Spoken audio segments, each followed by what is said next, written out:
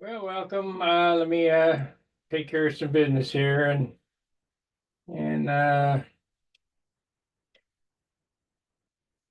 so that's on. Save. This has got to go on. Customization, live chat, save. All right.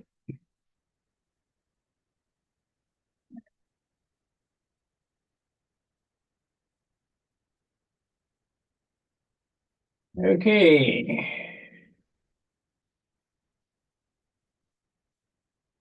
Let's see here.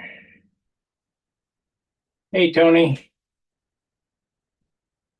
Let me now remember, because of how this works, I really can't read the chats because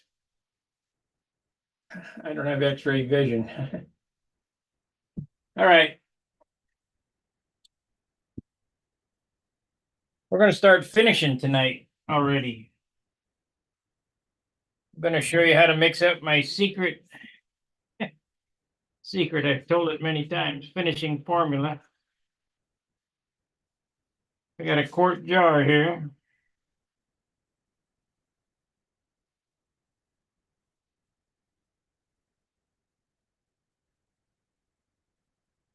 I've already shaken this can up.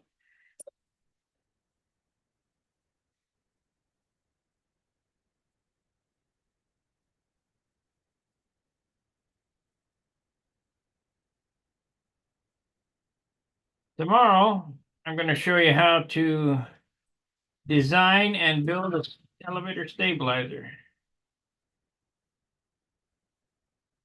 This is going to be a built-up job.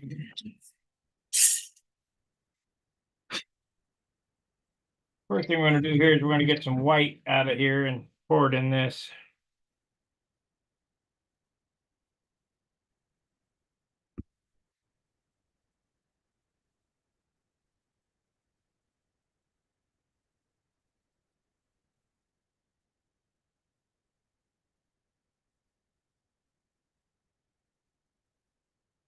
Two.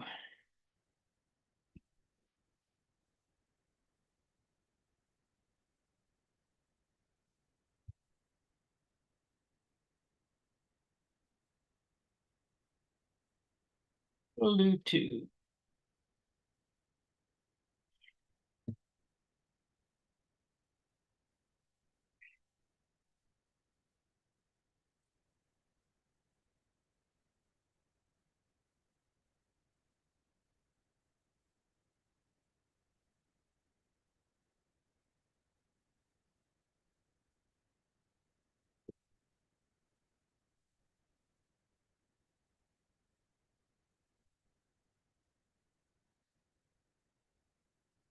Well, hopefully I won't be on by myself too long.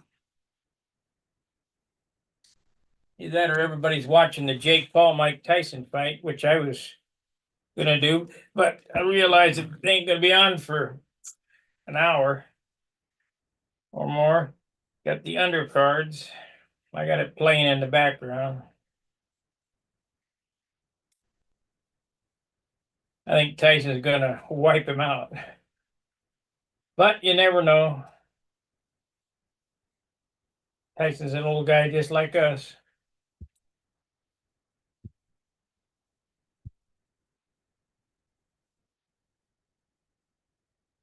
All right, so we got our white in the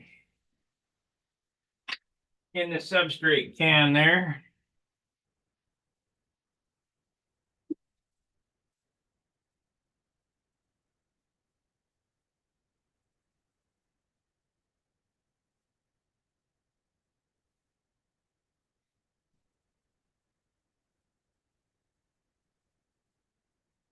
I got some other dope up here I could probably get rid of.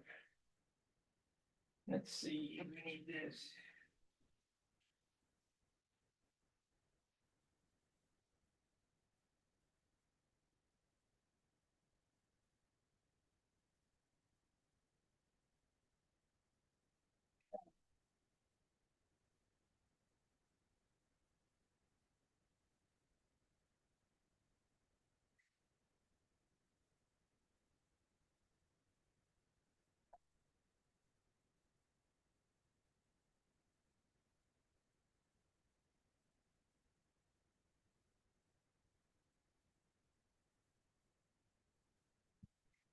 This is substrate dope, so it, you know, might as well use up. Hey, Gary, Hi. might as well use up what's left over from the other airplanes.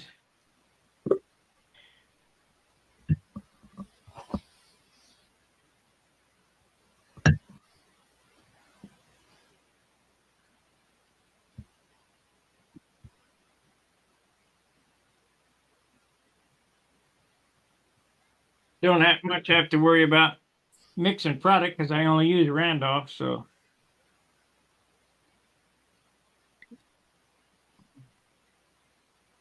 this was 5, 29, 24, 50, 50.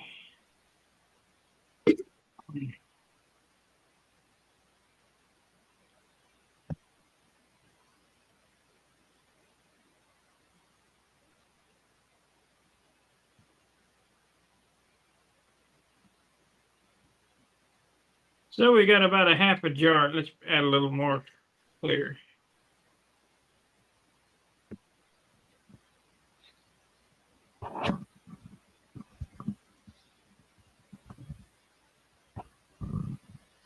Actually, no. Actually, no, it's rather, it's at 50% now.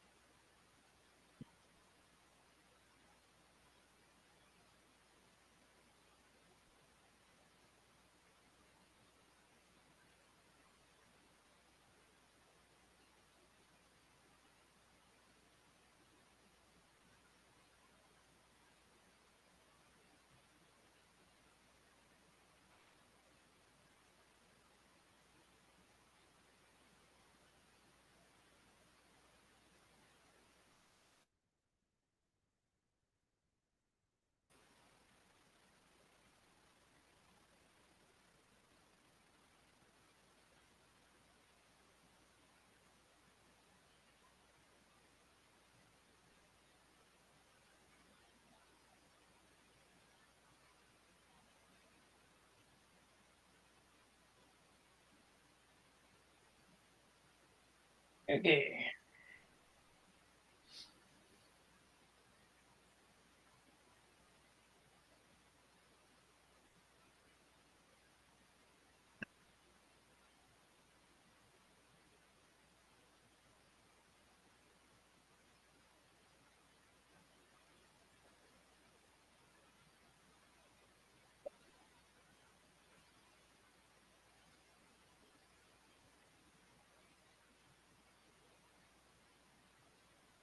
Get a weight on this, write it down. We can see how much, where we're going with it. And I think it's 13 and a half.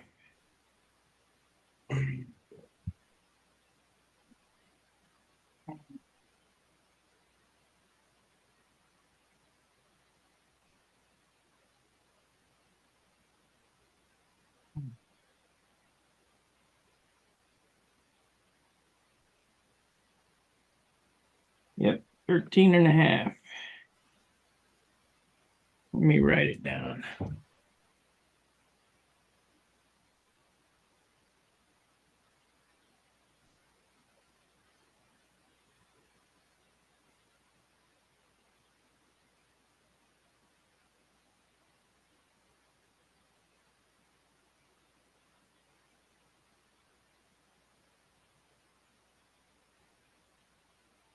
It's like I might have another airplane finished before year's end.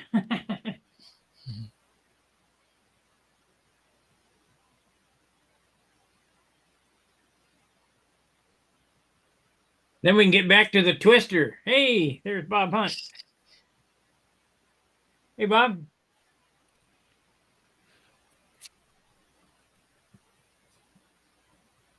Hello, Bob. Hello there, how are you? Good. Oh, what did I do? You're good. I did something wrong here. No, we can see you. Yeah. I can't see you. Hold on, give me a break here. I want to figure out what I did wrong. I'll come back. Okay. Here we are. All right, so let me do it right Just got it that way. That wing looks familiar. Yeah. Got a few of those. Mhm. Notice I have my FAI cup.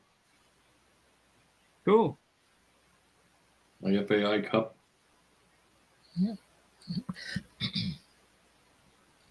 13 and a half ounces. Is that good or bad? Yeah, that's perfect. What's wrong with that? Well, I wish it was 10 and a half ounces. What's the old saying? It's possible to build a control line stunt model too late, but no one's ever done it. Yep, I ain't seen it yet.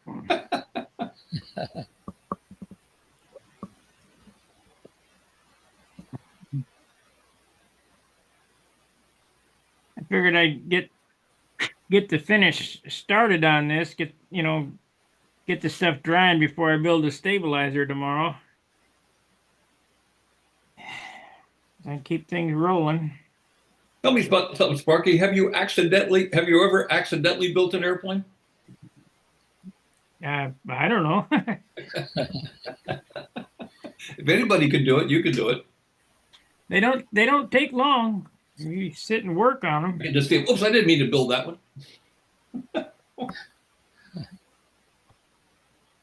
I got some flack from the peanut gallery about building the same airplane over and over again. They want to see me build twisters and flight streaks and stuff. Well, isn't it about what you want to build? Yes, but I told them all the things that I show on my channel, you can use on flight streaks and twisters and stuff. Flight streaks and yeah, they're all great and everything. But like Billy once said in an interview we did, he said the past is a great place to visit, but let's not live there. Yeah.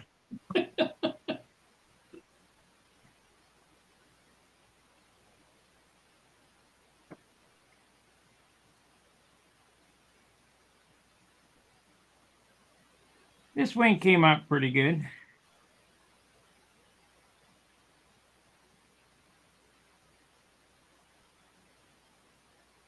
Yeah, it looks great. No major mistakes. Well, you think by now you pretty much know how to do it? Yeah, well, maybe.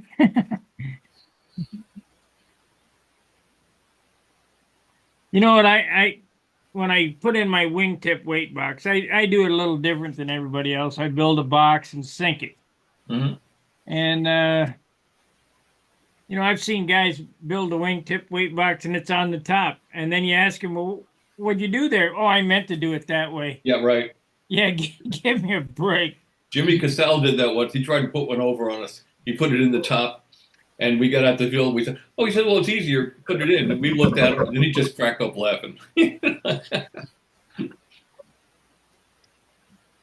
How about the guys that build the outboard wing longer than the inboard wing? They built it upside down. I did that once on a Voodoo. Didn't seem to care Yeah, on the Voodoo. probably wouldn't. Let me show you what I did for the inboard side. Here's the outboard tip. Let's turn the other camera on. Get my mouse here. And I don't think you'll be able to tell when I get it covered and painted. Let's see here. We need this. So A two-camera shoot. Look at this. Wow. here's the inboard side. And then the outboard side is like that. It's a ½ inch bigger. Yeah. That's cool. Nobody's going to know the difference. I tell you what, I sure am glad that you turned me on to that glue. Type Bond 3? Yeah, That's good glue. it's way better than Type Bond 2. Type Bond 2, you can't sand. It balls up. It's more like Lulier's glue, more like hide glue. Like when they build guitars, when I'm building some guitars, and actually I started using the Type Bond 2 because when I went over to Martin Guitar Company, which is about 2 miles from me, they have a tour, and they're using Type Bond 2, and I'm surprised because it's not like a regular guitar hide glue. but the three is. Well, I found the three gets waterproof if you let it sit for about 3 days before you throw it in the tank, to mold it. when I was a kid, they used to teach wood shop in middle school, and we had wood lathe, wood Mhm. turning, Yeah, me too. and well, they don't do none of that shit now. When We when when what's his name? John Shepard. When Shepard went up for his moonshot, I was turning something on a wood lathe in junior high. huh, I remember they had it, piped in over the PA system. We could listen to it, and I was working on a wood lathe. I'll tell you a better one.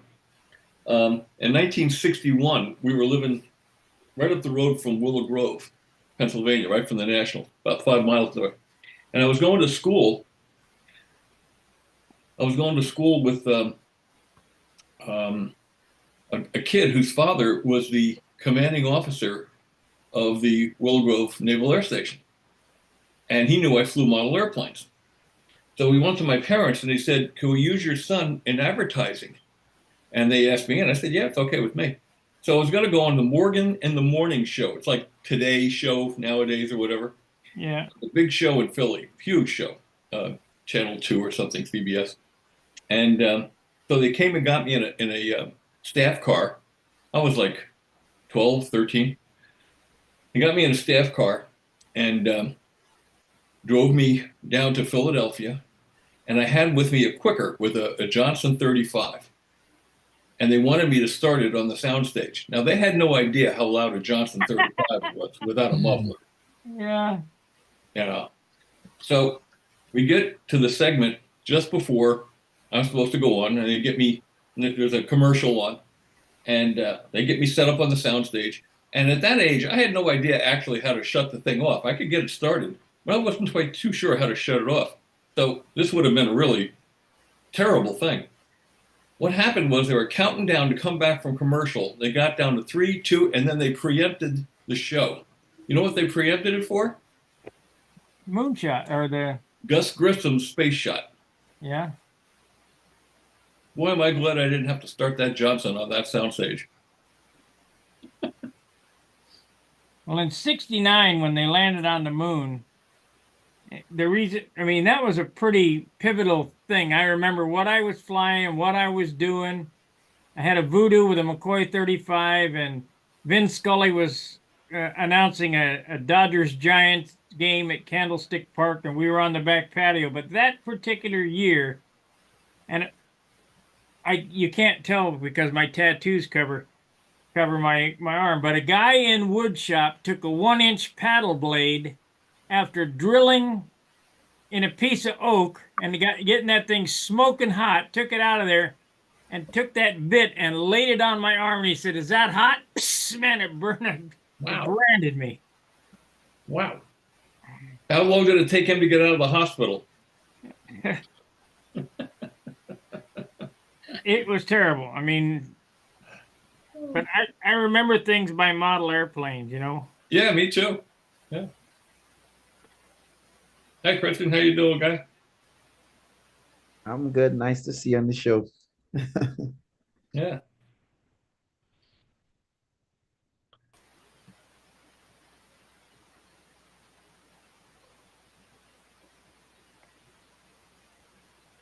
Rocky, what are you working on there? I think I'm going to make it a jet. I was going to make it another one of my Carumbas, but I'm going to make it a jet just because of the shape of the wingtips.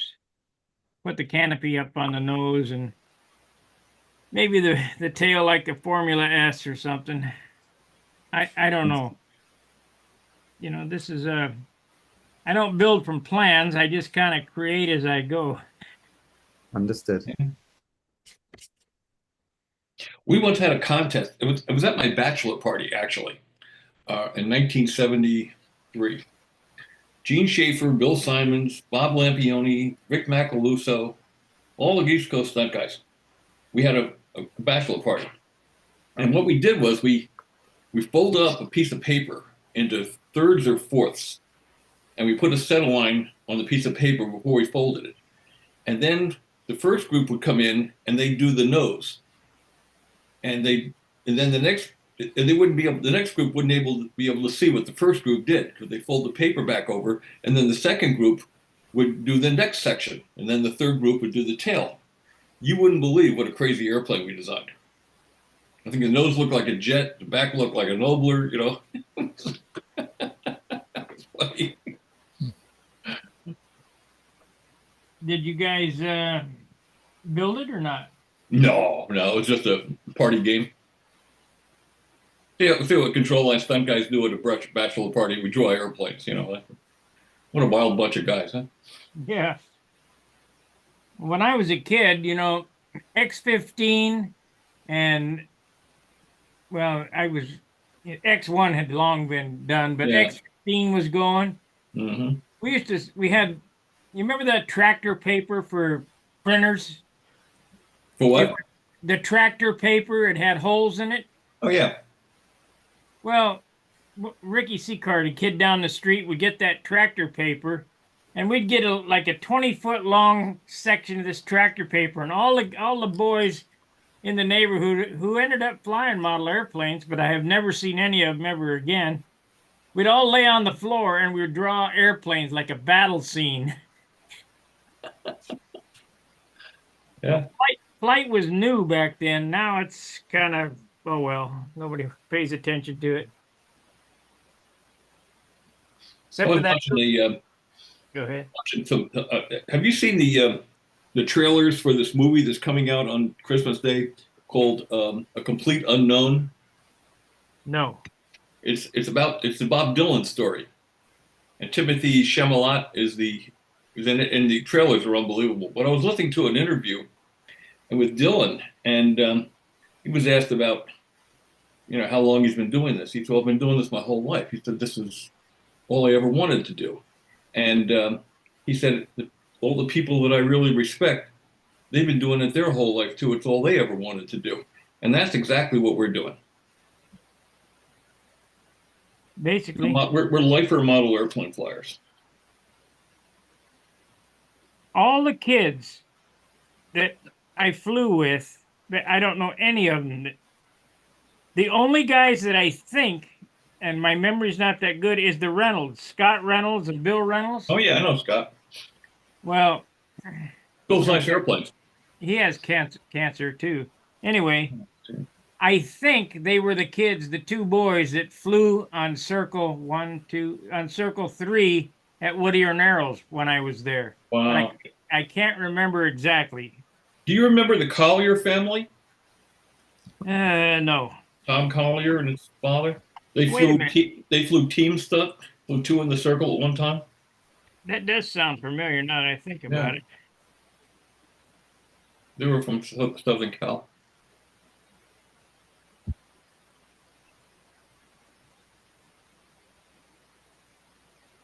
Those landing gear cover plates look familiar to me. Yeah. I made a few hundred of those. Well, I copied you. I give credit where credit's due. This is a good way to do stuff. Yeah. Seems to work. Hi, John. How you doing, Bob? Hanging in there. Oh, yeah. Well, you're looking good. What's that? So you're looking good. Yeah. The old saying, it's better to be seen than viewed. Yeah, I've seen that. Yeah. Hey, do you talk to Papas about tandem twins? No, I didn't. And you know what? I apologize because he was here. He was here last week. He's going to be here again. Well, he was supposed to be here day before yesterday. He didn't show up. He was here last week, though. His company's doing something just down the road from me. Oh, well, when you talk to him, ask him not about tandem twins, but vector thrust and the idea whether, I'm feeling like you are, that if the aft engine is vectored like you would flaps. You know, though I can see where it would work both ways. Yeah, if it's behind the balance point, you have to vector it the opposite way you would if it was ahead of the balance point. I know, but there was there was a fellow that came on, remember, maybe 5, 6 years ago, maybe longer, came on here and he said, he was telling us we all were running our flaps the wrong way, that we should be running them the same as the elevator. And he did it and claimed that he could fly a whole pattern on all. You remember that guy? It does not work that way. It does not work. Okay. Don't ask me how I know. Yeah. Well, you know, I'm still planning on building a quickie, kind of like you did on the first twin you did, Mm-hmm. you know, and making it where I can Yeah. try a couple things out. Because you know, I'm wondering if, you know, which would be better, the front engine vectored or the rear engine vectored. I like the idea of the rear both. engine vectored, or both. Yeah, yeah. That's something to think about. You know we're getting bored when we start doing this stuff, don't you? Yeah. We start pushing the envelope.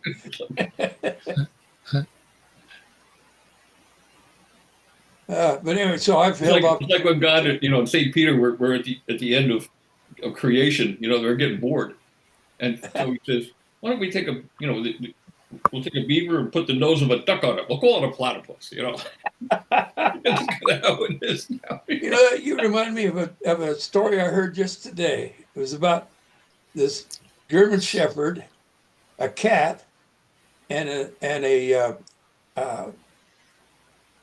Irish setter. They've all three died on the same day and went to heaven. Yeah, and they got there, knocked on the door of St. Peter, come out, and they said, "Well, we're here." And he said, "What are you here for?" He said, "Well, we want to get in heaven." He said, "Well," he looked it up. He says, "There's some discrepancy in your records. You're going to have to go talk to the boss." So he sent him in to go talk to God. And God got him in there. He said, "Well, I only have one question for you. And it's pretty simple. Just answer it the best you can." So he turned to the German Shepherd and he said, "Now tell me, what do you believe your purpose for being alive on the earth, what it was?" The German Shepherd thought for a second. He said, "Well," he said, "just it's in my name, a shepherd. You know, I mean, I gather things, I keep things together, I protect them. My family's important. I protect and gather them together." And God says, "Well, you're a good dog. Come sit here on my right hand side." So he looked at the setter and he said to the setter, "Now, what was your purpose on life?" And the setter looked thought for a minute, said, "Well, an Irish setter." He said, "You know," he says, "my job was my family. I was supposed to be loyal to them, give them love and affection, companionship, protection." And he said, "I tried hard all my life to do that." And God said, "Well, you're a good dog. Come sit here on my left-hand side." But then the cat walked up. God looked at him and says, "Oh, cat," he says, "what do you believe your purpose in life was?" The cat looked at him and says, "Well, sir, I believe you're sitting in my seat." Yeah. Yeah, I heard a similar joke to that. Yeah, you've got to own cats to really appreciate that one. And my golden retriever, Casey, she's 8 years old tomorrow. Ah, you got rid of your bronze dog? No, she's a golden retriever. Oh, okay. Okay. It's the third bronze dog. Oh, the first one being? First one was Murphy. The second one was Joey. Murphy Brown, Joey Brown, and Casey Brown. Ah, cool. I'll show you a picture of Casey. My wife just took a picture of her. And they were painted the same color as his old airplanes. Right. I think it was Billy that told me he had had a lot of bronze dogs. Oh, look at that. That's my pup. She's in your chair. She's in my chair. Yeah, Are you she's sure in she's again tonight. You know, Are you sure she's not a cat? but she's a little heavier than a cat. Let me tell you, she's not exactly a lap dog. No, she'd like to be though. Yeah, She's got that look about her. oh, she's great. They're all great. Yeah. My dog is just a little thing. He's about that big. He's a cross between a Chihuahua and a pug. And they call them chugs. People behind us have an interesting crossbreed. It's a crossbreed between a pit bull and a Shih Tzu. They call it a bullshit.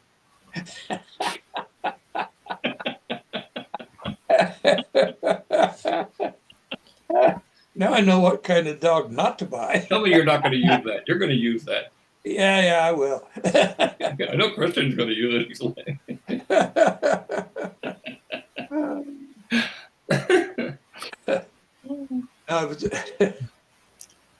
Now, it might make a difference if it's a French bulldog. Let's see. How you doing, Stuart? Good. Yep. He's a man of few words. Yeah. Tired tonight. Cha-cha, he's not He saying talked more than that at the Nationals. Yeah, I'm just tired. Yeah. I just got in from dinner. My Democratic friend paid off a bet. Let's not get into politics. Oh, I'm not. It was a great dinner, though.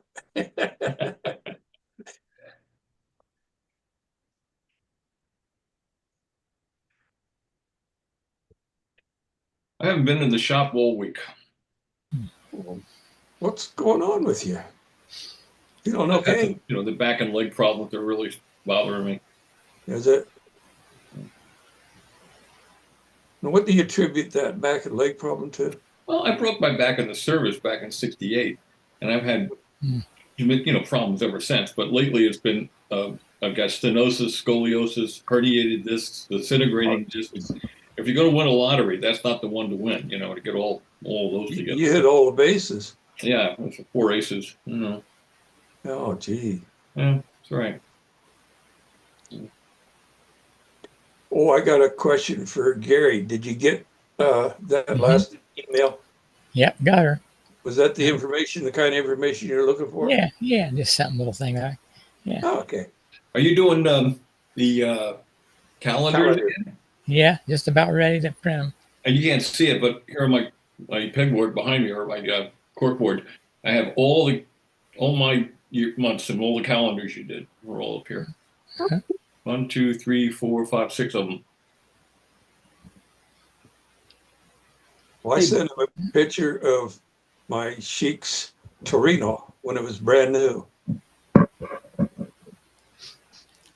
Hey, I Bob, almost built one of those once. You did? Yeah, I like that airplane. Did you make the elevator bigger? I said I almost built one. Oh. Then I came to my senses. Well, the elevator shown on the plans was small, and I talked to Jack about that, and he said, yeah, he said they wound up making it about the same as I've made mine. It's funny. I talked to Warnholt because he had one. Yeah. And I think he said he did not increase the elevator size. No, he didn't. He must have run the ballast point further aft. He must have. Because I've seen pictures of that. I've seen pictures of that plane come in for a landing, and it has the small elevator on it. Yeah, let me see if I have that picture for everybody else's edification here. Speaking of that, if you're going to build a Continental, you better build the elevators bigger than what Tom did. Yeah. Razor thin. Or Les McDonald stilettos too. What am I looking for here? I'm looking for Warnholt. EFTHIJ. How much bigger for the stiletto? Yeah. Oh, Let's say it see. again, Judge. I don't think they heard you. Mention the stiletto. How much bigger on the stiletto? Yeah. There you go. Yeah, that's a small elevator. Yep. Also, it's a small flap. You actually enlarge the flap. The flaps, the bottom line, the rear line of the flaps, not the hinge line, but the rear line of the flaps is almost straight across Mm-hmm. on the final one. He liked it. He said, Yeah, you darn near won the Nats with it. cool airplane. Yeah, mine flies nice. The hard thing was to get past the illusion that I was flying a toothpick. It's side view. It's really skinny. But even with the rearward tapering, I'm going to mute myself.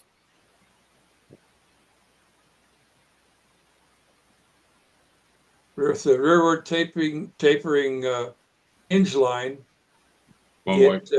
it flies fairly well. Cha-Cha, I don't know how much bigger to make a stiletto elevator. I've never built one, but I can tell you, the Continental, you better basically make it at least 3 inches wide instead of 2 inches wide. I remember we were in '78 in England. The wind was like 25 miles an hour, and he had that real skinny little elevator, and he was like, the loops were opening up on him. He couldn't keep it smaller. It was just every loop got bigger and bigger because it sped up on him. And in subsequent airplanes, he kept the narrow elevators, but he put on clear plastic extenders. I think I even got a picture of that. He liked the look of the elevators, you know.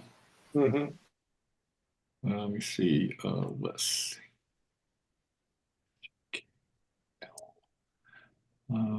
McDonald.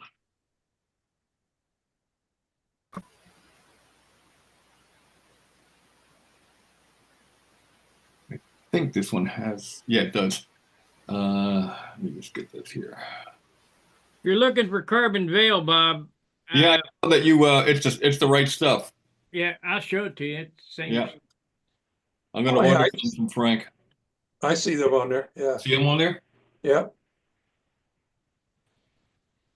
Didn't Fancher do that on something like on flaps on one of his planes? I think he may have. Yeah.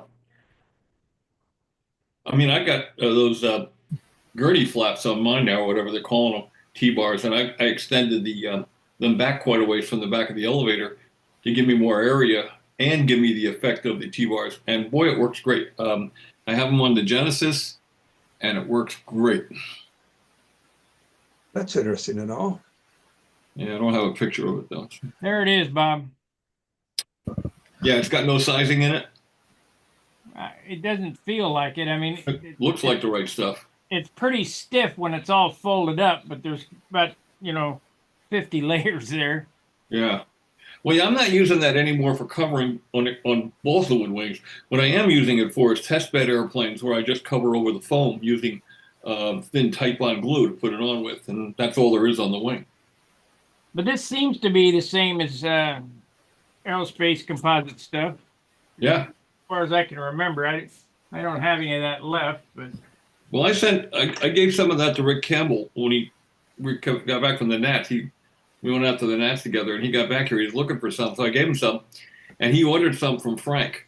So he's going to compare the two, because I have the stuff from Aerospace Composites. I bought quite a bit of it years ago. right. Well, I use it in a little different situation. I wouldn't be afraid to use it. What I'm going to use it for, it don't matter. I wish they had 5 to. I glue it between 2 pieces of balsa. All right. My doublers. This airplane has fiberglass between the two. I put 3/4 ounce cloth between the two, in the fuselage side and the doubler. That's what I'm using it for. Do you ever draw plans for that yet? I have pencils. I don't draw formal plans until I publish something, and there's no place to publish anything anymore, really. So I know that's I a just do crying pencils. shame. I'm kind of like Sparky. I just kind of build on the wood, Yeah. That's how I learned. That was one of the things I was trying to talk to Papa about was at least once a month, maybe, or once every they published every 2 months. So publish at least 6 times a year. They would have Who's that? new design published. Who's that? Papa. Oh yeah. Well, I guess I can let the cat out of the bag a little. We have a new webmaster, or a web. Yeah, I guess he's gonna be called a webmaster. Mark Romanowitz? I don't know. Okay, well, he's very computer savvy and very website savvy. So, Chris Rudd is really busy with his family and his business and everything, so he's having a hard time, being as involved as he used to be. So I was talking to Mark Weiss, who should be on here in a little while, hopefully, about essentially doing a little bit of editing and going out and finding some articles to put onto the Pampa website. and we can put them on with plans for free to Pampa members. That's a value added thing for Pampa members. There's a reason to join Pampa. You get free plans and free information and everything else. And start putting up articles, how-tos, interviews, all the things we did in Stunt News when I did it for 12 years, when we had a 100-page magazine. We can do that.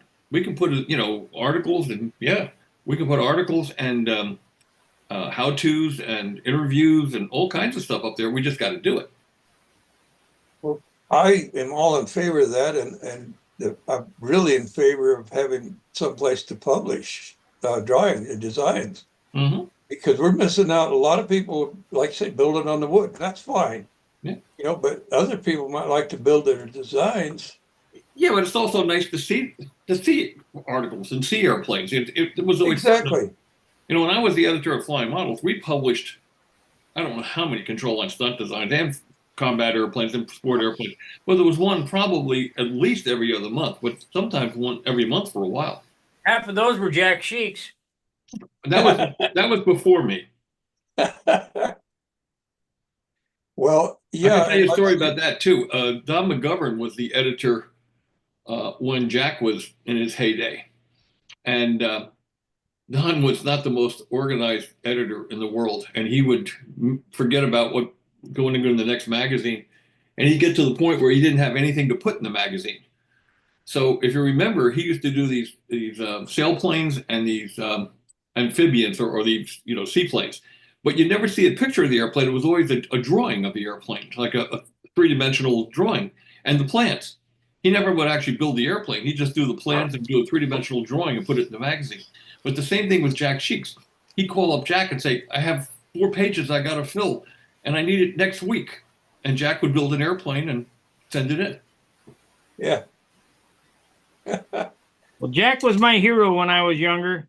Yeah, he was everybody's hero. There was a different airplane every month in there, and it was always Well, Jack. it seemed like every month. It wasn't every month, but it seemed like it. Well, Jack was also a downright nice guy. Yes, he was. I also like Bob Whiteley's Miss Kell. You remember Yep. that airplane? Yeah. That was in Model Airplane News. Yeah. Always remember that picture of his daughter with the Band-Aid on her knee. I have that magazine around here someplace. I miss Bob. I do too. Iceman. Oh, yes, he was. Around here on the West Coast, the worst place to be was going into the second round, 1 or 2 points ahead of Bob Whiteley. Yep. Fierce competitor. He lived on that competition. Yeah. I talked to him, I think it was the day before he died or 2 days before he died. Jan called me and, so we talked all the time. And I told him to get his rear end out of bed, get to the field. And if he did that, I'd fly out and fly with him. And he said, okay, I'll do my best, and then 2 days later he was dead. Before his time. He's a good guy. Yeah. I was impressed with the way he could watch you fly your plane. And you'd land, and he says, now do this and do this and do this. And you do it, and by golly, he could trim. Good guy. Let's see what the chat has to say. So is this the Cowabunga too, Robert? Cowabunga. Yeah. Let's see. We got. Caramba. Let's see. Wayne Rice says, hi, Sparky Like Giving. Gary Sinclair is on the way in. And then Brian Miller says, hang on, Gary. Split screen is distractions. Whatever that means. Cut the third and just popped up. And then, well, there's not much there. Just everybody saying hello. So. Yeah, this is the Cowabunga 3. Cowabunga.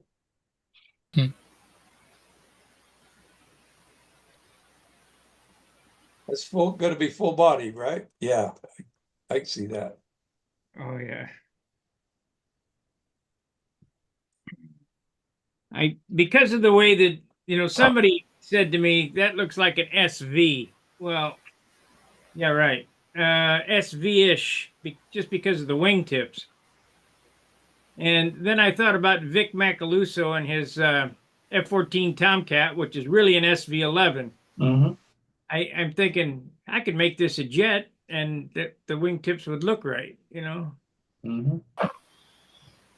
Did I tell you that I have Jim Kostecki's 1966 Talon in the basement? No, you didn't. Yeah, it was given to me at the Nationals. Cool. This guy Wow. Greg, huh? You gonna fix it and donate it back to the museum? Well, the thing that you just don't donate things to the museum. They have to be nominated, have to be accepted by a review board. So I'm not going to put all the work in unless they're going to accept it. So here's what I'm going to do. I'm going to go to Michael Smith, you know, the curator and friend of mine, and I'm going to say, look, I said I'm not going to put this kind of work in unless I'm guaranteed when I get done it's going to go in.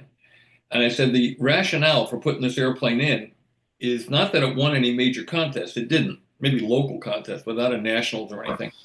It was in the top 10, I think, a few times. But it was one of the first of the new wave jet style stunners that changed the whole game at the mid 60s to the end of the 60s.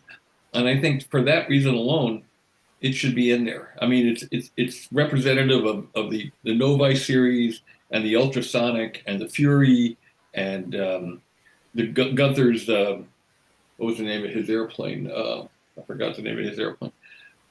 Galaxy, the Galaxy, and all those new wave stunners, which is what got me excited. That's where the genesis came from. It's from that ilk of stunner. So I think if from that perspective, they might accept it ahead of time, and then I'll do the restoration. Yeah. I've been trying to get the Formula S out of Schaefer's forever, about 20 years, but you know, and I was supposed to get it, but Art Schaefer died and didn't tell Junior about it, and so I guess it's gonna rot up there in the overhead. That took second at the Nats in '68. That airplane. It was sold for $40.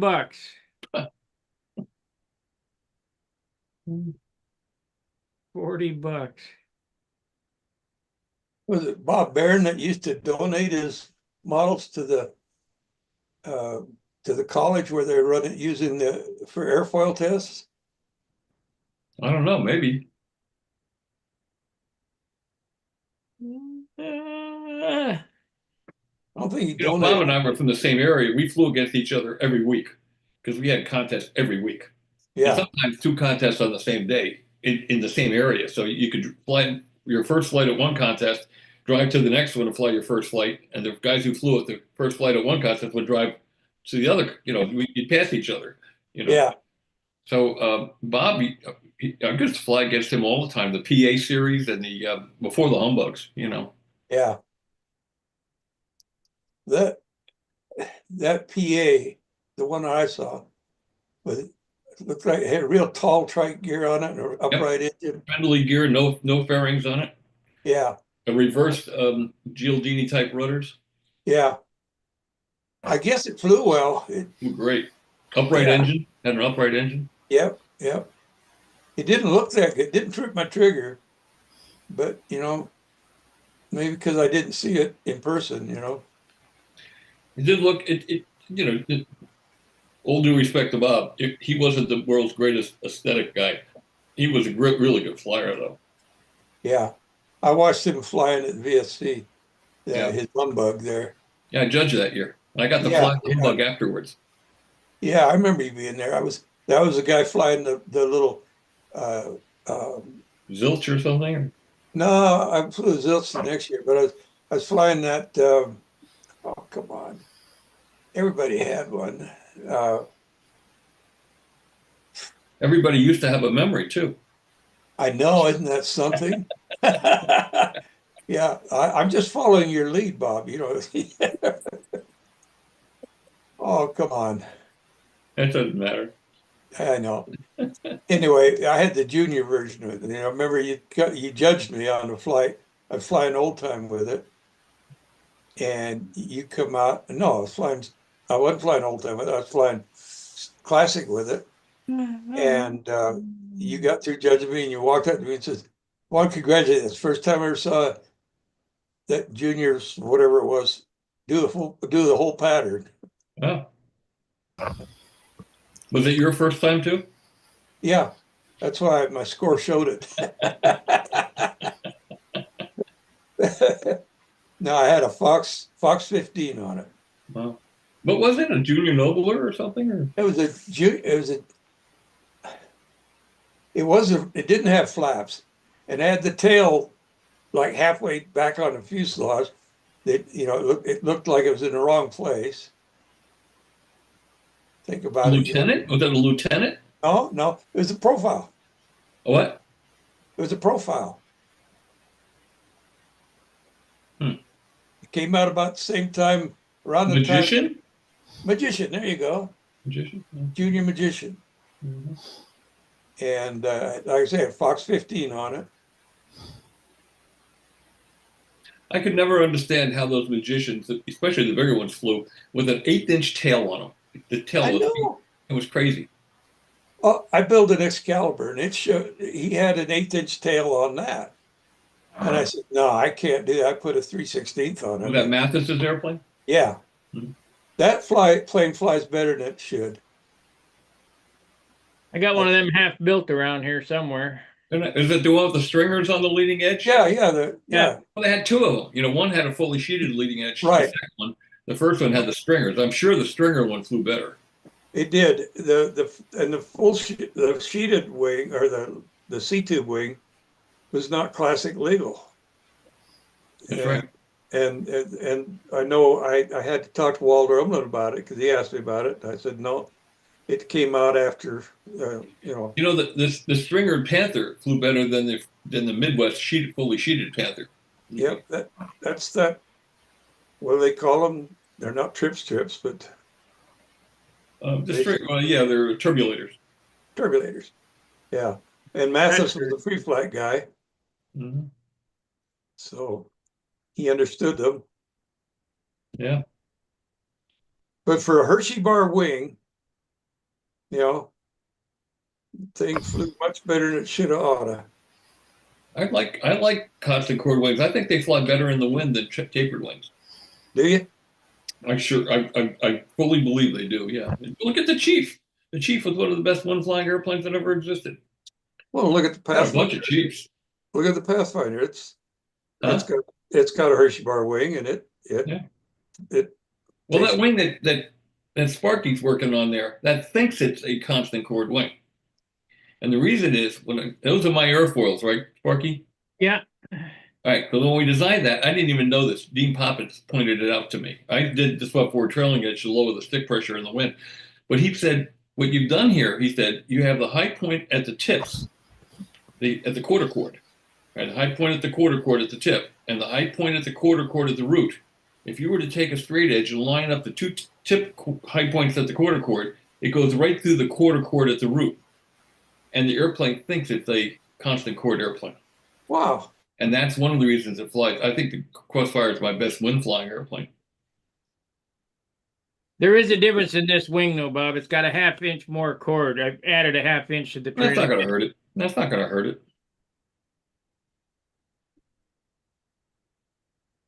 Should help it. You know that More area. I've been flying an Epler. I think it's a 169, something around that, a symmetrical airfoil, and I like it. It's got a slightly sharper entry than some of the others, which I like for penetration with turbulence and wind. And I put it on Gordon's Pathfinder LE, and it performs real well on that airplane and other airplanes that I've had. I put it on. Actually, I used that on my All-American Eagle, the same airfoil. Mine's a Florsheim Special. Yep, there's a lot of good Florsheim specials out there. Anybody know what a Florsheim Special is? Kristen, you know what a Florsheim Special is? You know what that is? No. I do. It's when you take your shoe, Florsheim shoe, put it on a piece of plywood, trace around it, and that's your airfoil. Yep. Oh. Or left Nike tennis shoe. That's how Billy Simons used to start his airfoil. He put a shoe down and literally drew around his shoe. That's how I do it. Fold a piece of paper in half, take my engineer boot, and go like that. Yeah. Done. That Gemini that Billy Simon built. Remember the twin Gemini flew in '73? That was the first Florsheim special airfoil. Yeah. And that airfoil was I derived the Genesis airfoil out of that. The root I kept and I tapered it down because I only had 1 inch of taper. And I put 2 inches taper and put a different tip rib on. But that's where that thing came from. Yeah. You ever see that airplane, the Gemini? It's a nice airplane. I wonder if I have a picture of it. I might. You should. I got pictures of everything else.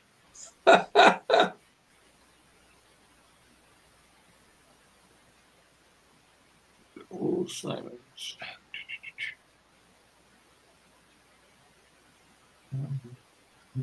Kind of a slow night tonight.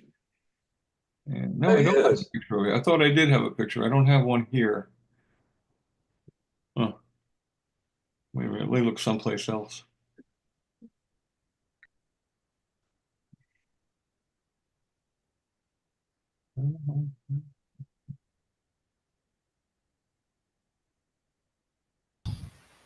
Well, we taking any bets on youth and skill versus age and wisdom tonight?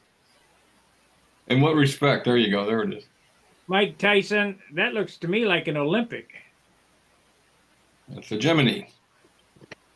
Mike Tyson versus Jake Paul on Netflix. I know nothing about boxing. Tyson's 58. Jake Paul is 20 something or other, and I think Tyson's just gonna annihilate him. But we'll see. Sure reminds me in some respects like Gialdini's wing on that, though. Well, this is one with 1 inch of taper.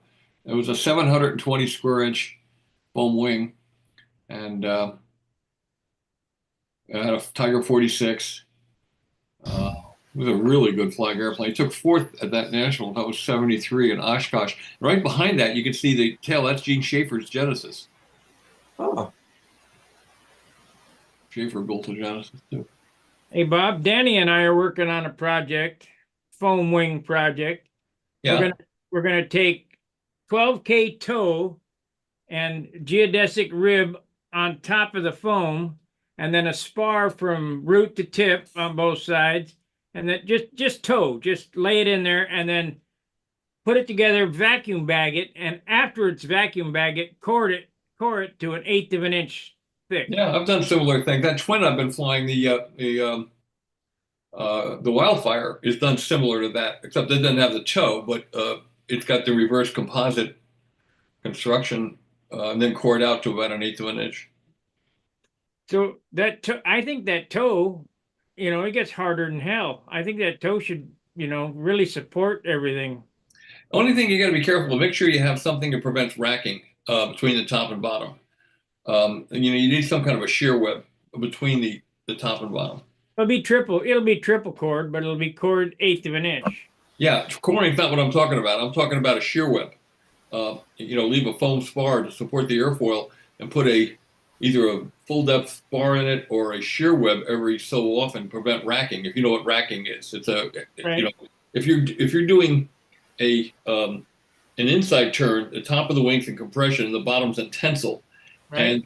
and the two spars or the top and the bottom of the wing are trying to move opposite to each other, and they want to do this. They want to clap hands.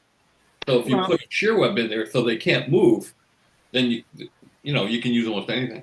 Well, what I was talking about, let me switch here. What I was talking about is underneath the sheeting, it'll have a piece of toe that goes the whole length where the spar is, and then down the side, down the the outboard tip, and then around and back. So it'll be a constant loop, and the trailing edge, and then we'll lay in some pieces of toe, 12K, real fine stuff, 1/16 of an inch, because it gets hard as hell. Then sheet it, vacuum bag it, and then core it. Right, but again, make sure you have some kind of a shear web between the top and bottom pieces of toe.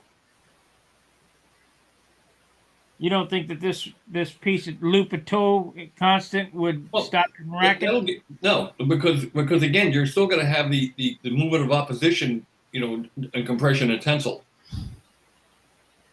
You need something to prevent the top of the wing from moving in opposition to the bottom of the wing. Okay. So I need a shear web like I got here. Yeah, or it didn't even have to be a constant shear web, just one every so often, make 2 or 3 2-inch wide ones, 2-inch long ones. And, you know, it's better if you go out from the root like you have in that wing, it's even better. That's what keeps those things from clapping hands, you know, the top and bottom of the wing. Want to make it as light as possible.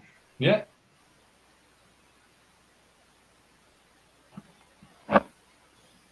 When I'm doing those wings that I cover with carbon over the foam, you know, I don't use any balsa. I use those 3/8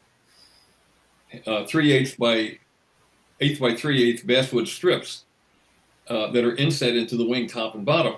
But I have them set over a fold-up spar that goes out to where the nacelles are, and then outboard of that, I also have little shear webs, and they also glue into the tips to prevent the thing from doing that. I'll see if I have a picture of that.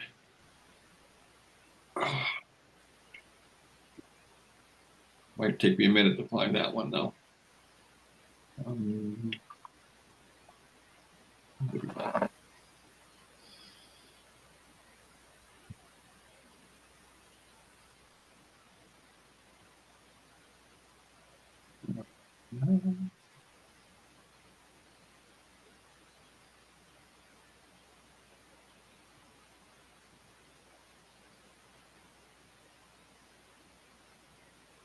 Yeah, I do.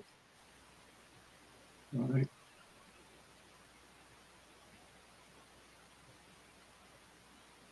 There it is. See the shear web? Yeah. And of Yeah. course you have the spar at the root that goes out to where the nacelle goes over that piece of balsa wood that goes out to the leading edge. And if you glue that top cap piece, you know, the basswood piece, into that slot and glue it to those shear webs, it can't move. Yeah. See where that bass is, we're gonna have tow. But Yeah, and that's fine. I mean, that's a good idea. It's just that again, you know, you have to have something between the top and bottom of the wing, or you know, you get that tendency for it to clap hands. You really don't want it to do that. You have to maintain the distance between the top and bottom spars, or you lose the strength in the wing, and the wing will collapse. Yeah. See what I got here. This shows one of the basswood strips in place. well, so far in my career building airplanes, I have yet to have an airplane fold. Well, I would knock on wood. Yeah. It usually isn't a factor of whether you have or haven't. It's when you will have or have it. It's dangerous to say things like that, you know. That's the truth. I've Never made so had many. never had a bell crank pull out and haven't had a wing fold. Well, he lives on the edge, doesn't he? Yeah. Well, you have to append to the end of that yet. There is no way you'd be able to pull a bell crank out of this. The line would break. You could tow a car with that system. The line. You think Mike Tyson could? That means he's not making them light enough. Yeah. Yeah, right. What's the old saying? The old adage is keep building them lighter and lighter and lighter with less and less material until one falls apart, then back off one, and you got the ultimate, you know. There you go. I'm waiting first to figure out how to make them airtight, where we pump the wings and the fuselage full of helium. You got time for a story? Go ahead. The '89 Nationals in Pasco, Washington. That year, I was a judge. I didn't fly that year. And consequently, when the judges meeting or the pilots meeting was going on, I could go in where they were judging the airplanes. And I was walking around taking pictures because I was also still the editor of the Flying Models at the time. So we were covering it too. That's how I got the free trip out there. So at any rate, taking pictures of all these pretty airplanes. And at the far end of that same room, they were doing the radio control pattern sign up. So one of the pattern guys, because he knew I flew RC pattern, he comes up and he says, "Did you used to fly this, didn't you?" I said, "Well, yeah, I still do." He says, "These things are gorgeous." I said, "Yeah, they're magnificent." He said, "They're light too, aren't they?" I said, "Yeah, because we have a limited amount of space to fly in, we got to have light airplanes." He says, "Well, if they get too heavy, can't they just put helium in the wings?" And that's when the little devil in my head goes, "Well," I said, "No, because they check for that." I said, "You're going to watch these guys. They're going to be looking at the airplanes. They're going to get down to the lead out guy. They're going to suck on the lead out guy. And if he comes up and he says, 'You're disqualified,' then you know they had helium in the wing." Well, the guy looked at me for about 10 seconds, turned around and walked away.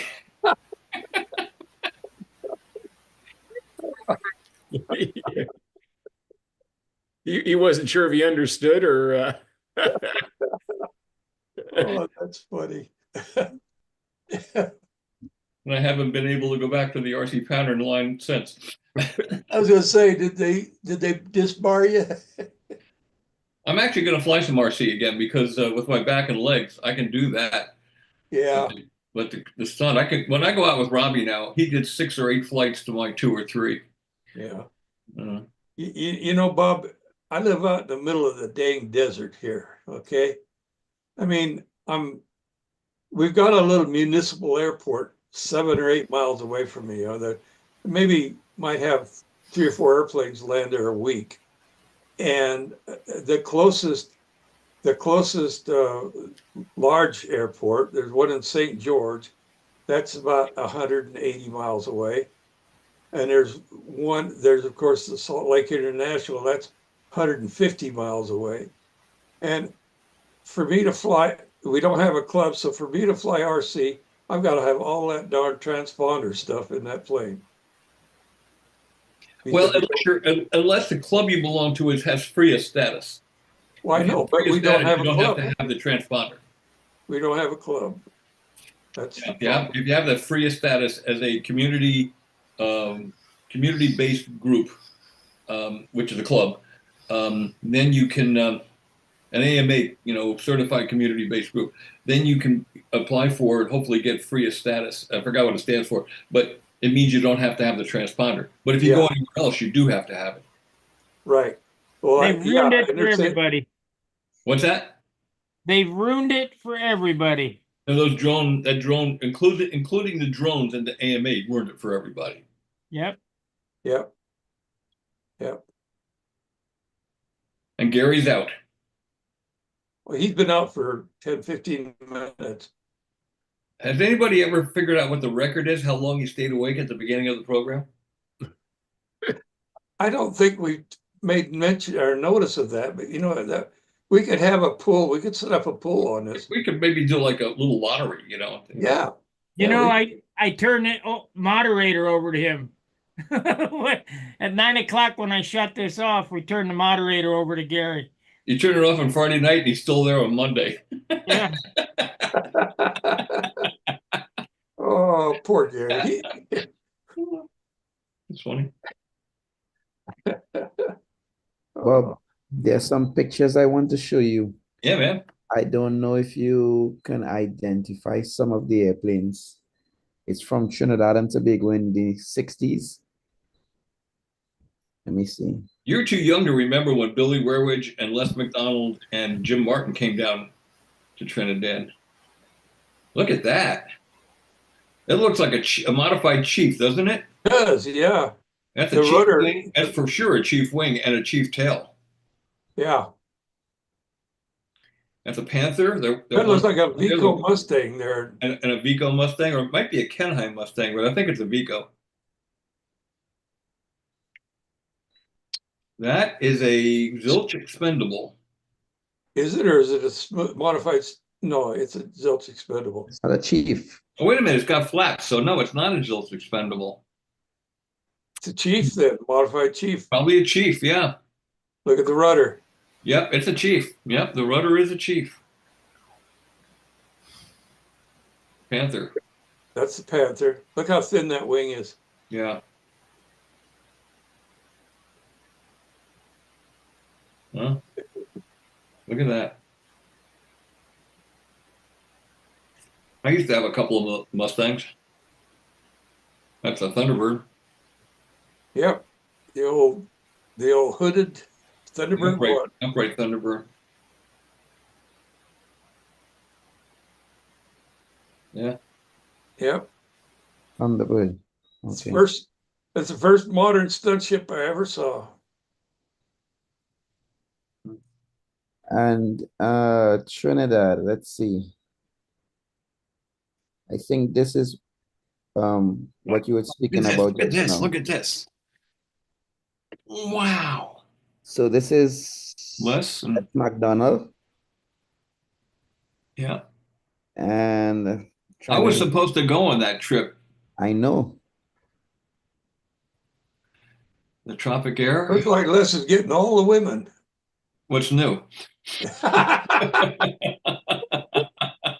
Don't get me started. Yeah, look at that. Mini Cooper. Billy should be in there someplace. And Jim Martin too. Yeah, go back one. Go back one there, Christian. See that airplane on the left? That's Jim Martin's Banshee. And she, yes. He's right up the road from me here. We're good friends. And the thing about Jim that really ticks me off is he still looks about the same as he looked back then. Oh, He has all his hair. He looks like he's still in his 30s. This was one of our local experts. He died. This is Reggie Gurley. Wow. He's a great. So this was an article. I think this was in, Don McGovern. yeah, That had to be in Flying Models. yeah. Flying Models. Yeah. You see the steel band for the show. Yeah. There's Jim. Jim's Banshee. See the wing of that Banshee? And when he gets done showing these pictures, I'm going to show you a picture of a wing of that Banshee. Okay. That's that one up in the upper right corner. Yeah, That almost looks like a pattern plane. it is. It's an RC pattern airplane. Oh, okay. And he pulled too tight a maneuver and blew it apart in the air. Really? Yep.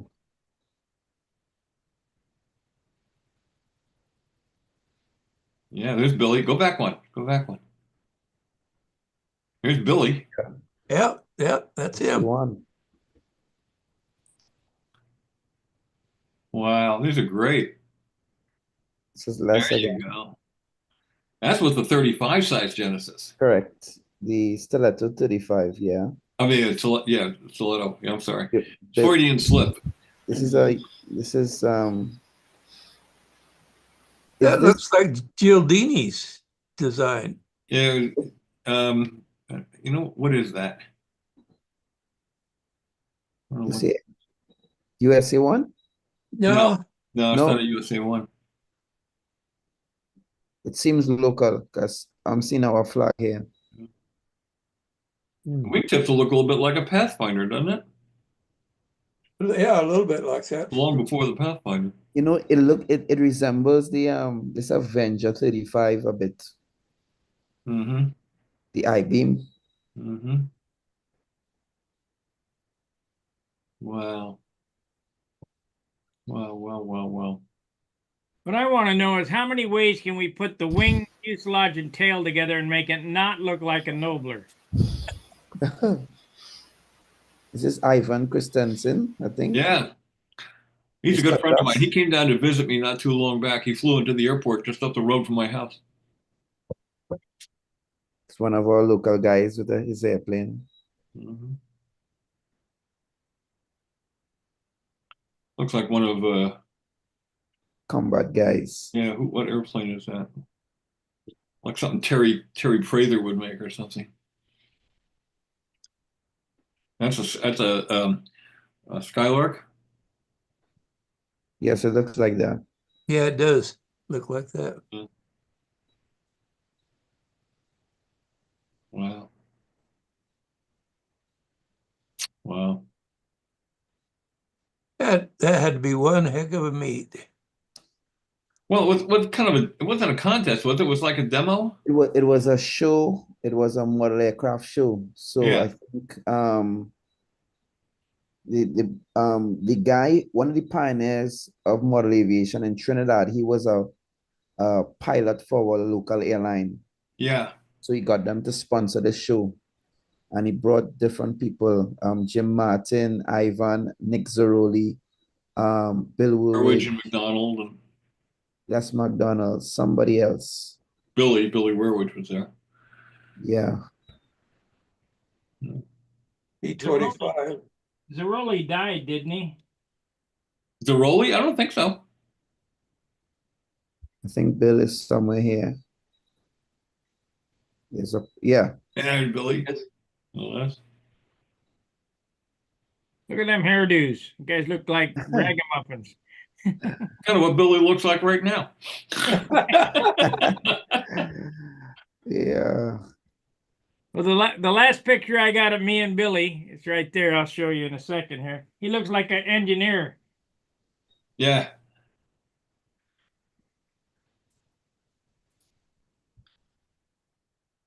I'm supposed to go out, spend some time with him and Tom Polk and Dave Henchman. We're going to hang out and fly in his backyard. Billy's got a circle in his backyard now.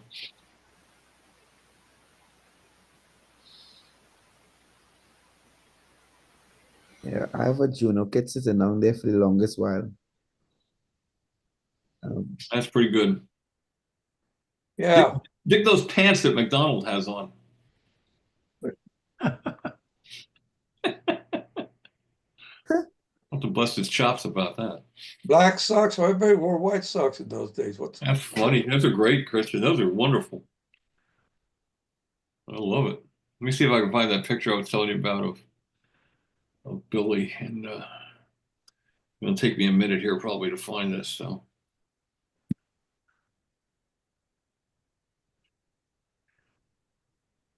Mark? got it hidden someplace in.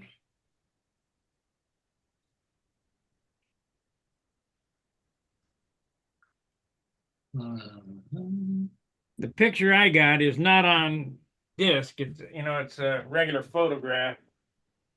It's this one right here. 3 old farts. Let's see. Switch cameras here. And we'll present to O'Toole is O'Toole in there? No. Huh?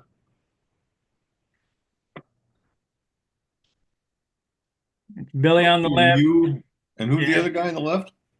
Billy, me, and Wes Dick. West Dick. Okay. Yeah.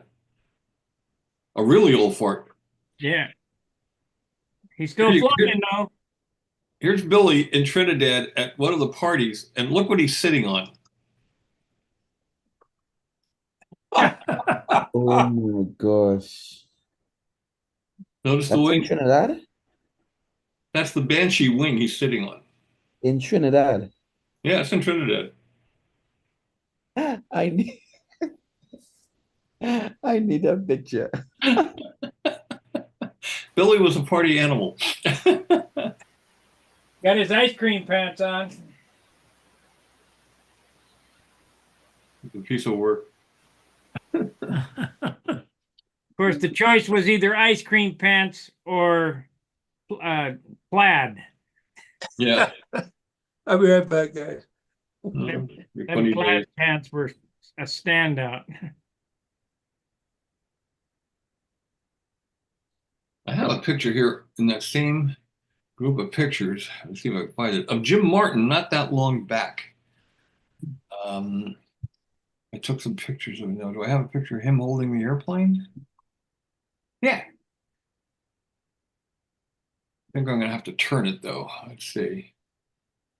Rotate that way. Okay, now share. Look at him. That was taken a few years ago. That's an extra 300, isn't it? Yeah, I think it's a Giles. Did he drive his dog around, fly his dog around in that, or what? He flew the heck out of it. That was a good field. We used to fly there. They lost that field. That's in the Poconos. Right behind there, you can see the mountains that goes up into the Poconos. But he kind of looks like that still. Really torques me off.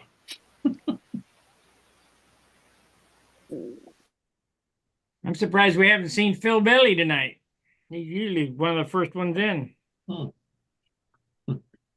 But we do have Mark Gerber. How you doing, Mark? Hey, Mark.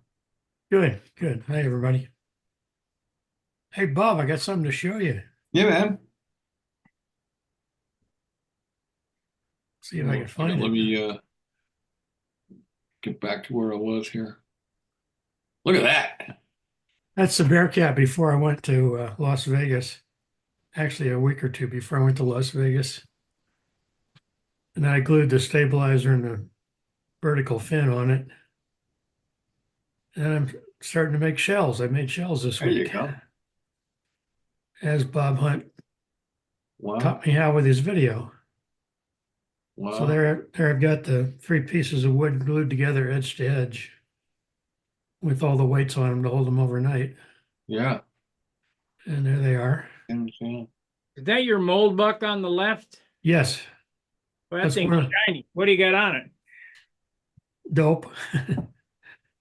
It's finished as good as an airplane. I Yeah. just give it a few, it's basswood. I just give it a few coats of dope and sand it a little bit. And it's the most elaborate bullbuck I've seen. Yeah, they don't need to be that pretty. Well, Well, it is you know- Mark Gerber. It is Mark Gerber after all. You know. yeah. But I like to keep them smooth. That way you get a better job. But anyway, then I there's a big hump here in the middle, so I cut the sheet in half Hmm. and molded the 2 halves. Here's the pattern I created. So the balsa has the right width all the way up and down here. Right. And there's the back shell. Hmm. And then that's the bottom view of it. Hmm. Here's my salad vinegar Yeah.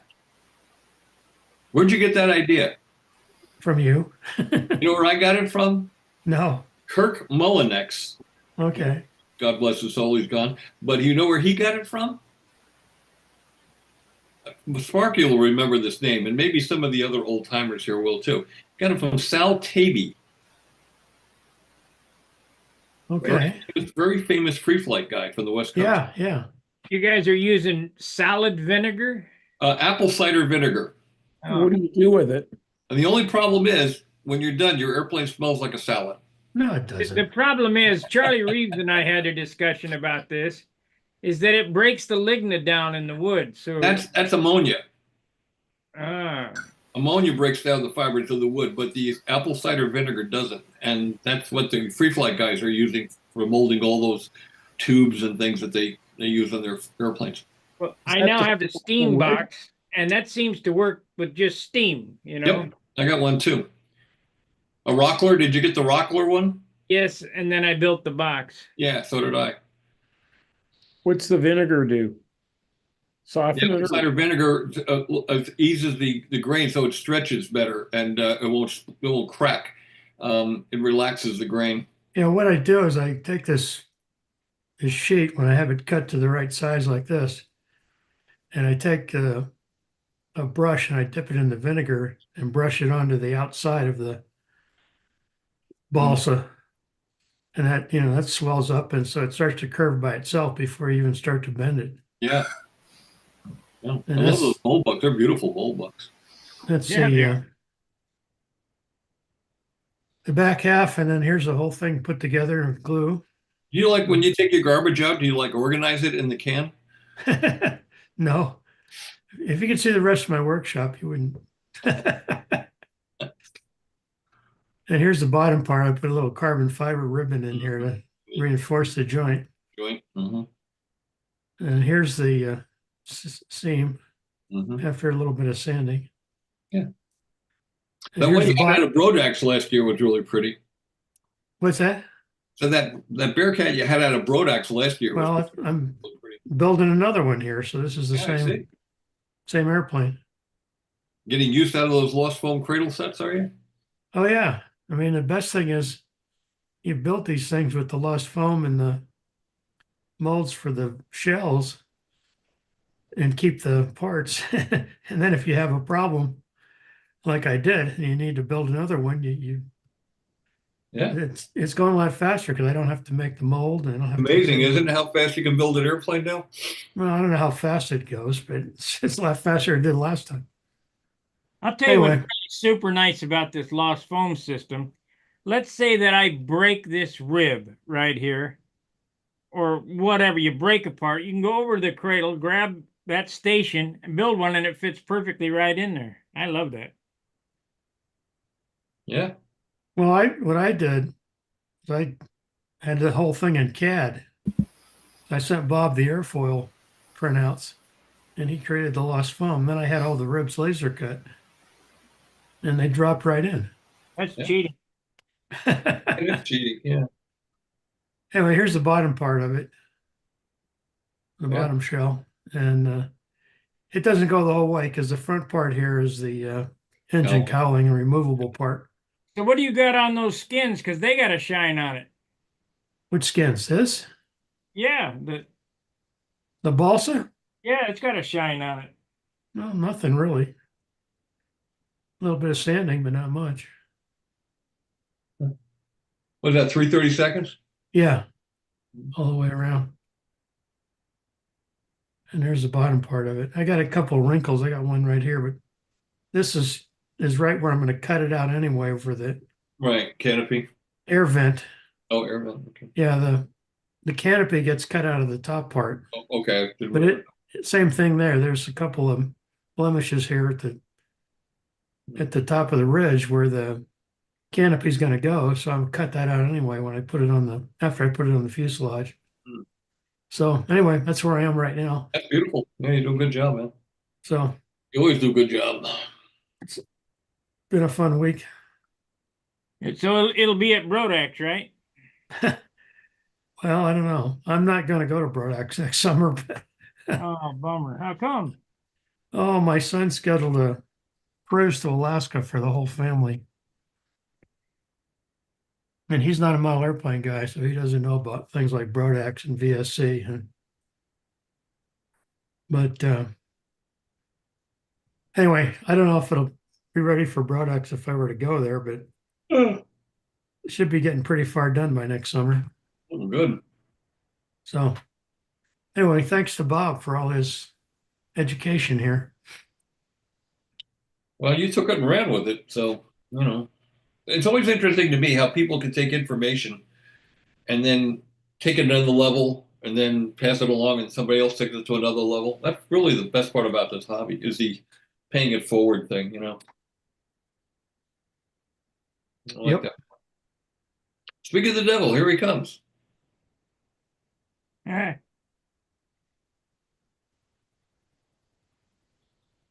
You got a half an hour. I'm not sure I have a half an hour. I'm going to join Gary. I was Yeah, hoping Howard would be on because I got that trophy I got from Las Vegas. It lights up, with the LED, and it's really Nice. pretty. yeah, he came on last meeting. He said, "Yeah, I got some dumb trophy that some guy looks homemade." Yeah, he made it. And They're my great. granddaughter's staying with us. Both of my granddaughters are here tonight, and she wants to use that for a nightlight. So she had me take it up to her bedroom, put it on the desk in the corner, and turn it on. So she's going to use it for a nightlight. Is it that bright? It's pretty bright, yeah, especially if you're in a dark room. Do you remember that episode of The Big Bang Theory when Sheldon got fired from his job and he got bored, so he was doing experiments at home, and he developed a goldfish that glowed in the dark and used it as a night light next Oh, to his bed? no. Oh, Lord.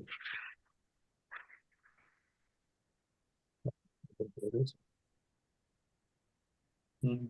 Bad when you find bags and you think, what the heck could that be? And you find out it's rolls of thread you bought from Time Plus.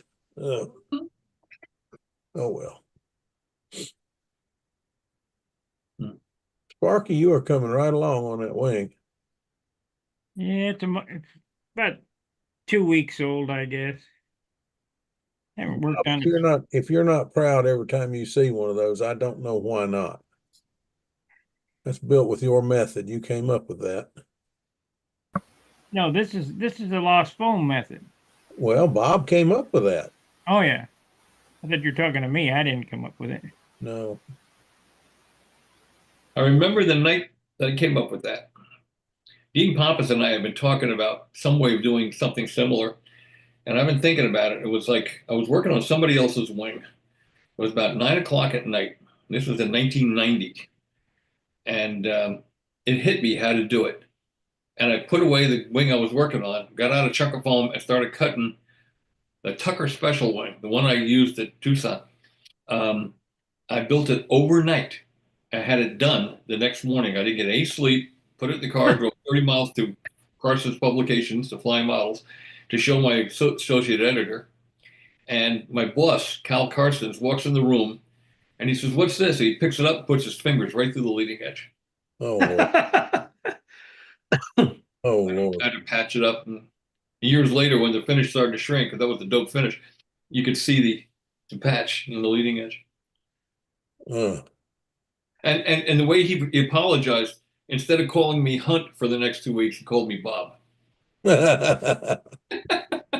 Lordy, Lordy. How about That was that? the very first one. It weighed 3 ounces. Without flaps or tips, just the basic wing weighed 3 ounces. Yeah. That's not a very big wing. No, but it was a nice one. It was a beautiful airplane. It flew well. It was a good airplane. Flew for a long time too. Had two or three different glow systems in it, and then it had 2 or 3 different electric systems in it. Wow. I didn't know about all Bobby that. finally flew it till it just came apart. We just took it apart because it was so bad. We were so embarrassed. We called it Franken-Tucker. It was a good airplane. One thing, when I saw it, it was at least a 18 pointer. Yeah, it was an okay airplane. I mean, it wasn't perfect. It was really a rush job to get it to Tucson that year.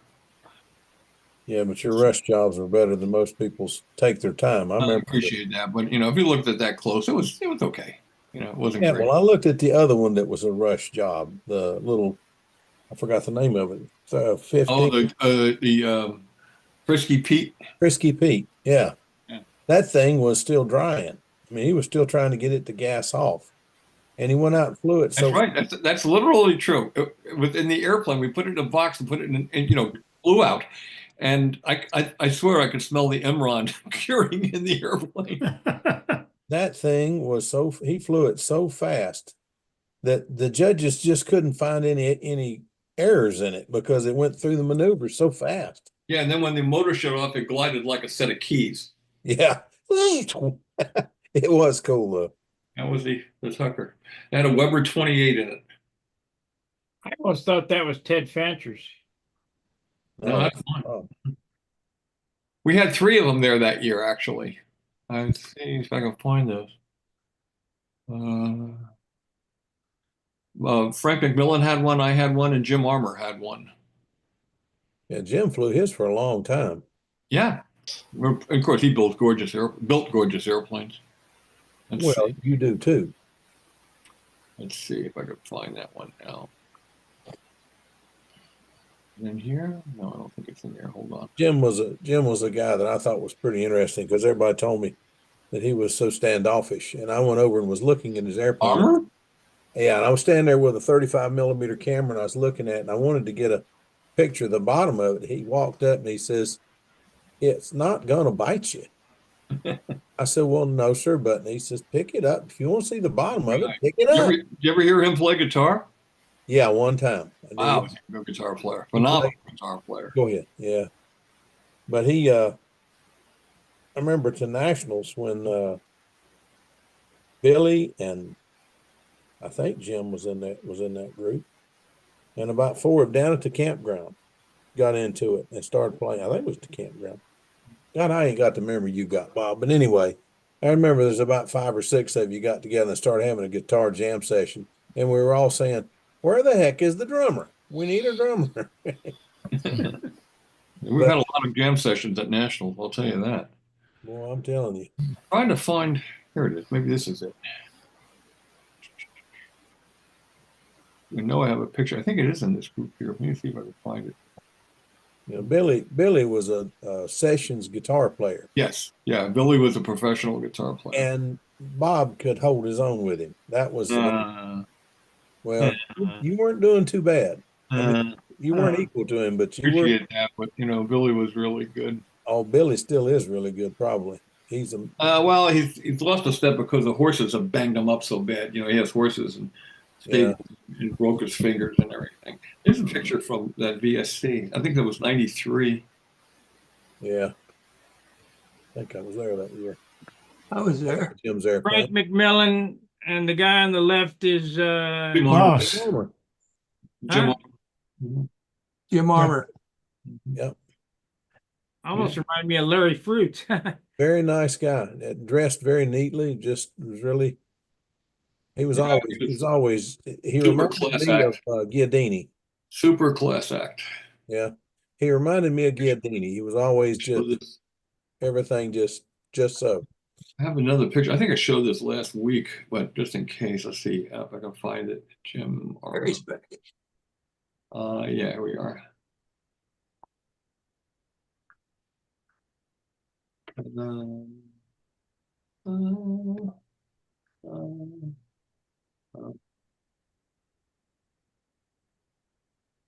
Oh yeah, That's Jim Armour's playing. he won the Nats with that. Won the Nats. Oh crap. Concours with that. I'll take the car. 55. I'd take the car too, but that airplane was absolutely beautiful. No, wait a minute. That's a 56. 55 grill's smaller.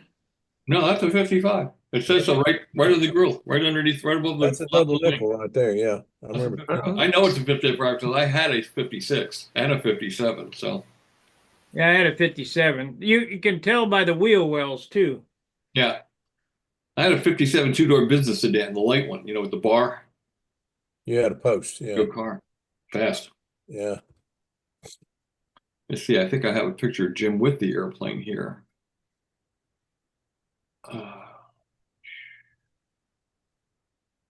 There he is. I can never figure out how he could hold those big motors. Man, he wasn't that. He was a small guy, and he could hold those big planes just no problem at all. I go out there and try to fly them, and I feel like they're trying to pull me away. He's a good guy.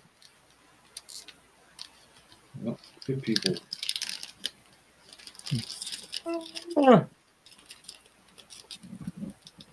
We were talking before about this guy.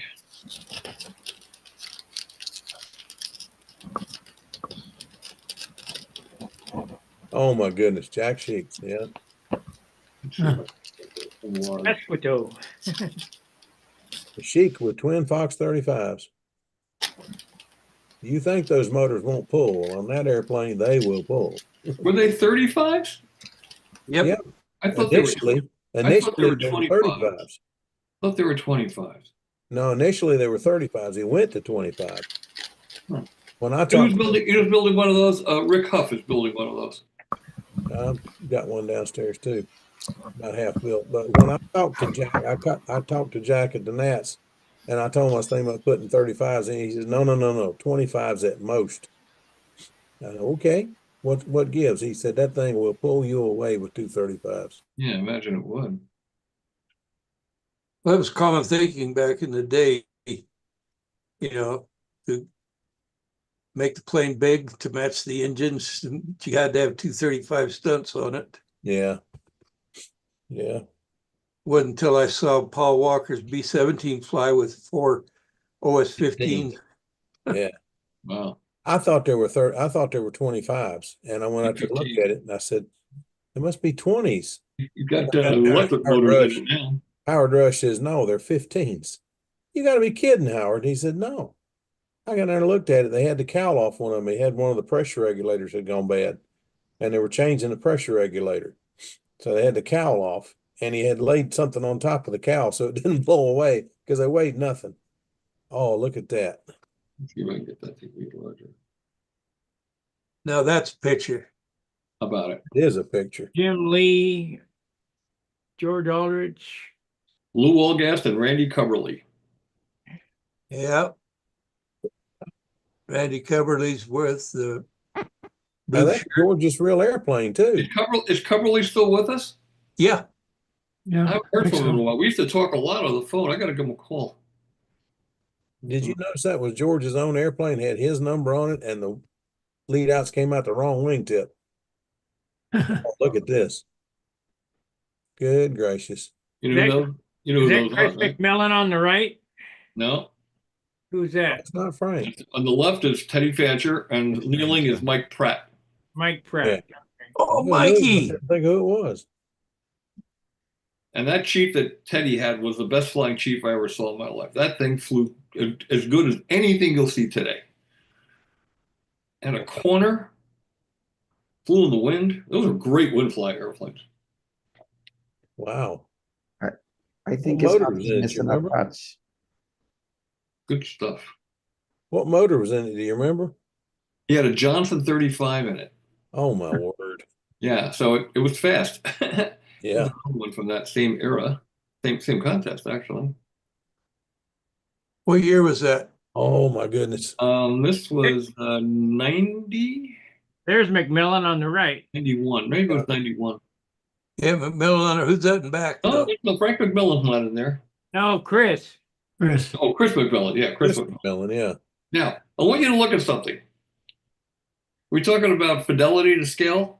Look at the moment arms or the tail length on Gialdini's Olympic, and then look at the tail length on Chris's and Bob's. They got in a lot of trouble that year.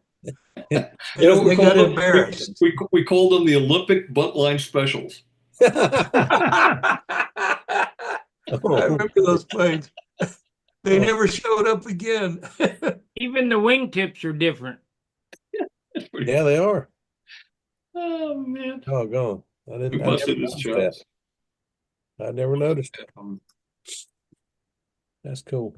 Another one from that same era. Well, I think this might have been a little different era, actually. Oh, I like that Oh, black. gracious. Well, there's Gordon with the VUM 18. Yep, we had the VUM challenge. Remember that? We all flew the VUM. Yeah, Is that I a won. Talon? Remember, I won that contest. The black that one. is a Talon. That's Hoffman. Yep. And Well, there's Franklin with the Shark, and the Coyote was Teddy Fancher, and Billy with the Vulcan. yep, Who was that with the shark? That's Bob Whiteley. yep. He's got his tongue sticking out and it don't look Yeah, well, like. he always stuck his tongue out when I took pictures. Oh, okay. And Billy, he's doing the same thing, pretty much. Billy, it's hard to. Who won that? I'm sure it was Bill. Yeah, well, he has the first place trophy right there in front of him. Oh, yeah, okay. He won every VSC that he flew with the Vulcan at. Yeah, I don't doubt that. He had 46 in it, and then he put a 36 in it. He put the Aero Tiger in it. Yeah. Yeah. That's true. It sounded better with a 36, honestly. It was a good airplane. 46 was no slouch.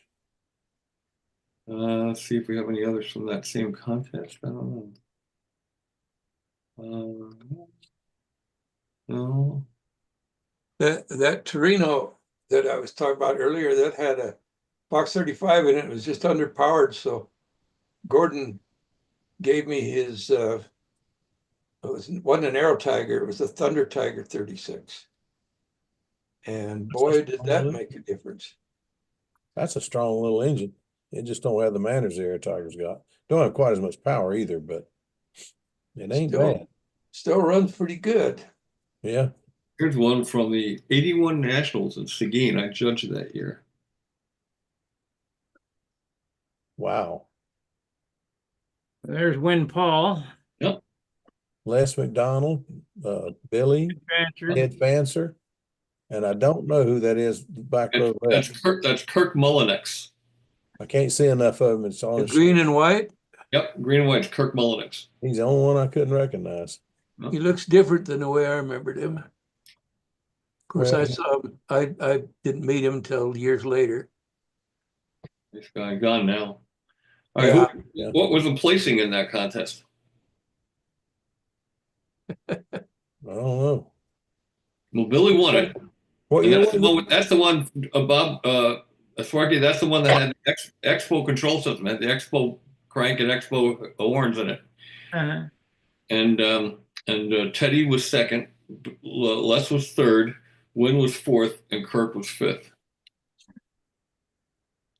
Wow. Hmm.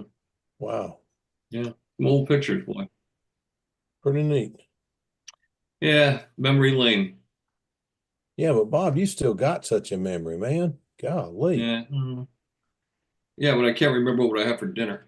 Or where you put the X-Acto knife? Yeah, yeah. Now, see, that's my favorite stiletto right there. That's my favorite of all of them. That's the last one. Mm-hmm. It sure is. That was his last contest. That was the last contest that he ever flew an airplane at. I don't know. So, Bob That's Barrett. Bob Barron back there. Yeah. and Barron took second at that World Championships. I know this guy there with the all in white. I can't remember his name. It's hard to tip my tongue. Jimmy Jimmy Cassell. Cassell. Yeah, yeah. What's he up might to come these back. days, Bob? Jimmy's Is he talking still about around? he's talking about coming back. That's one of his spectrums, isn't it? That's a Spectrum, yeah, Spectrum. One of about 70 of them. Yeah.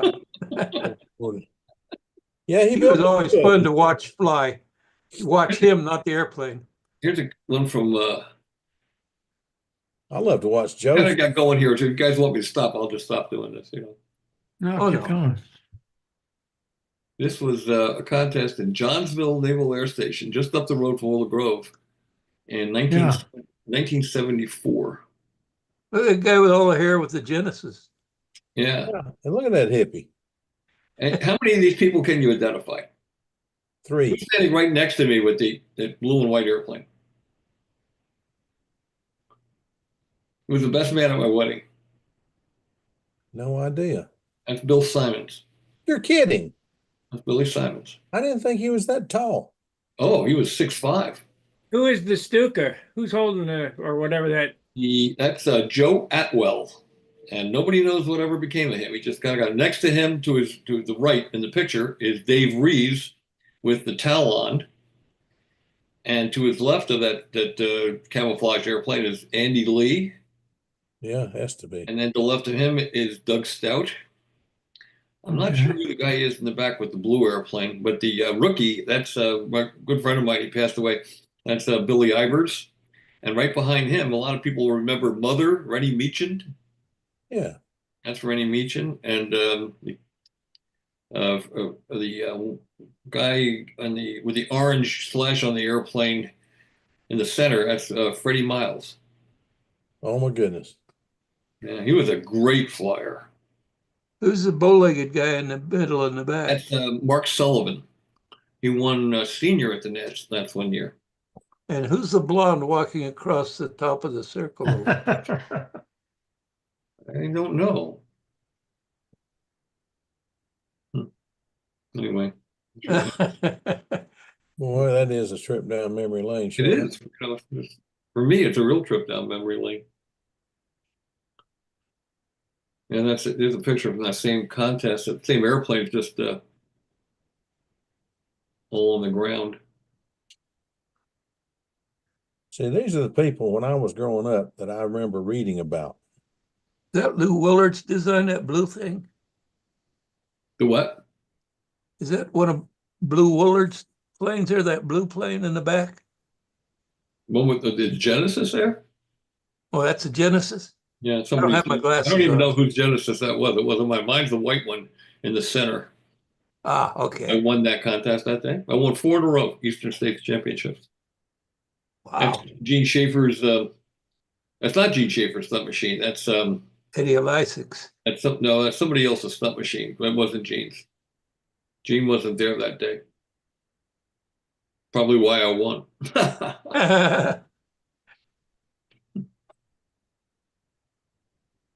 I don't know, but she sure got some pretty ones.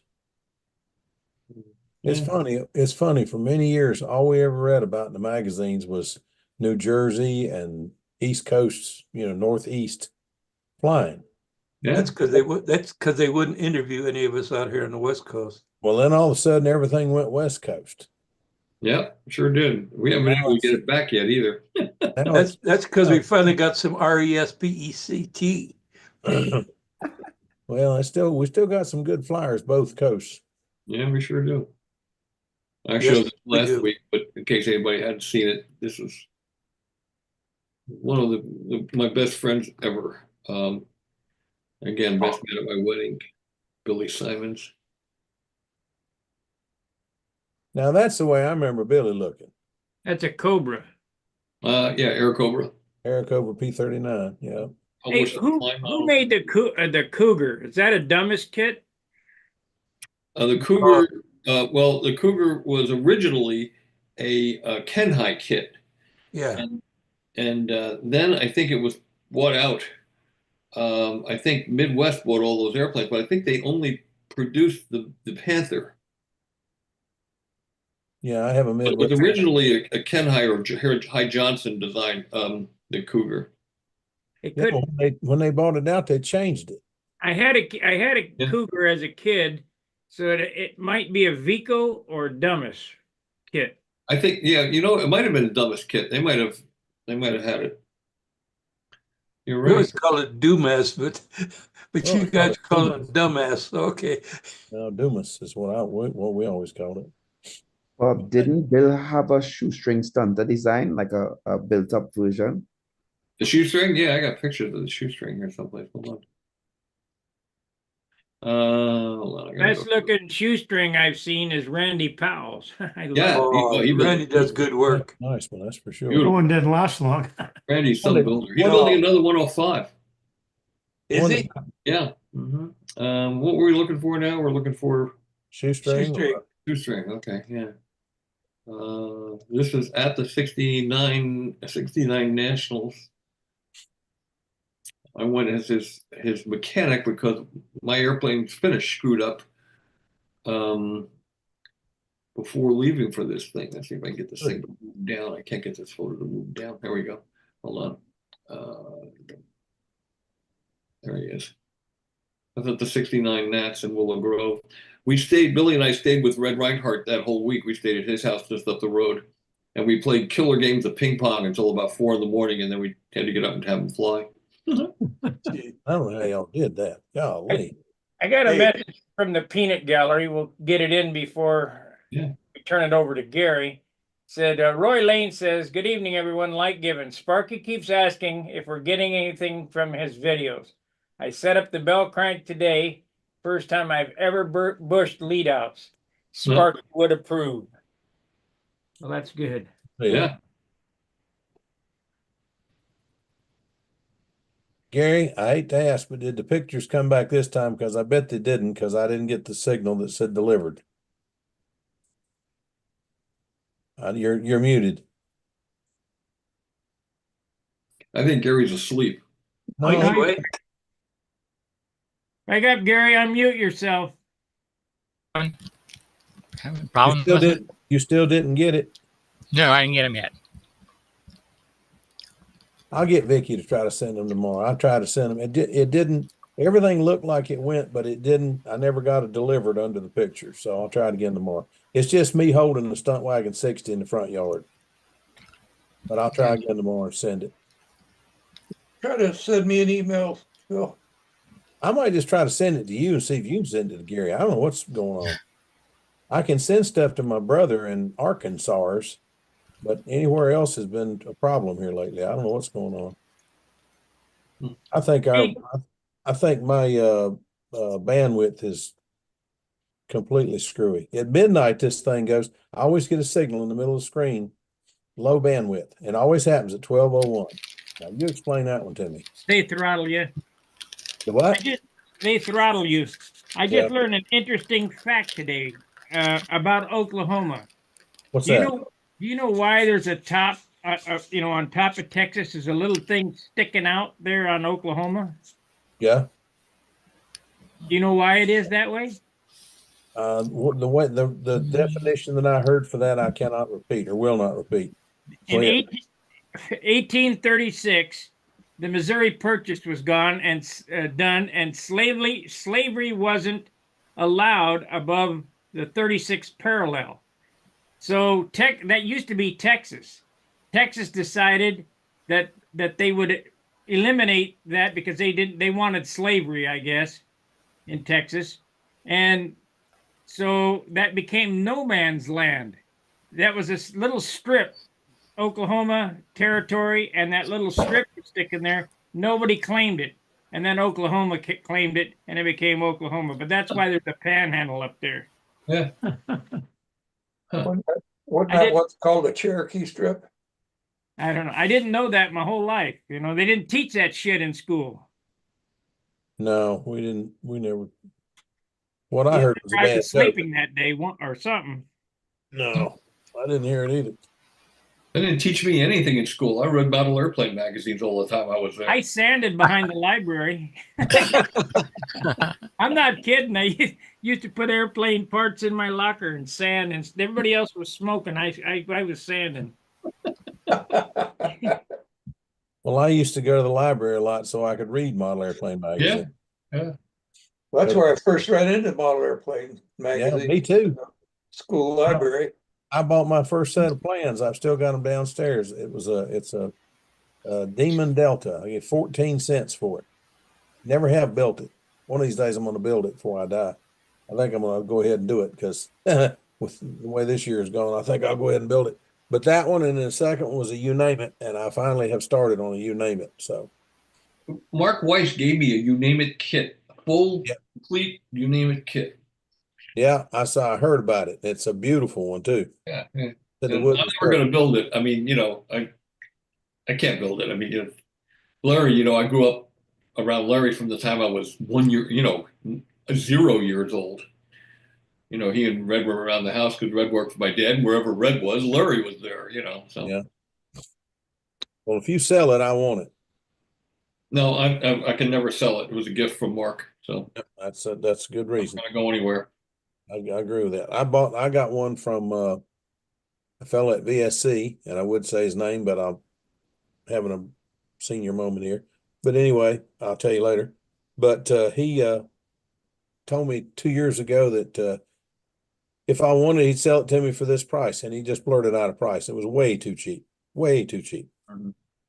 So last year I called him, and he gave it to me for that price. It's the guy that flies the blue and yellow Larry Screnzy's other airplane. I can't think. Oh, Jim Pagani. Jim Vagani. There you go. Sorry, Jim, if you're listening. I'm having a brain fart. Jim's old. He's asleep. He crashed that, the Blue Angel. Yeah, I heard. That's a shame. Nice airplane. Real good flying airplane. Beautiful thing. It did not fly like a classic airplane. It flew like a modern. Yeah, it's a good airplane. Well, he had modern power in it too, so. Oh yeah, it flew well. Well, Gary, I'm going to turn it over to you, seeing as that my nighttime moderator didn't come in. I'm going to end the show on YouTube. You guys don't have to leave. You can stay here all night long with Gary. And let me end the show over there. I really appreciate you guys watching over here on YouTube. Be sure to like, subscribe, and share. Let me see here. We got to go back this way. And I'll be back tomorrow, standing, and maybe we'll get this covered. I don't know. See you in the morning, buddy. All right. Yeah. We'll see you later out there. Make sure you like and subscribe. Fair winds, tight lines. See you. Bye.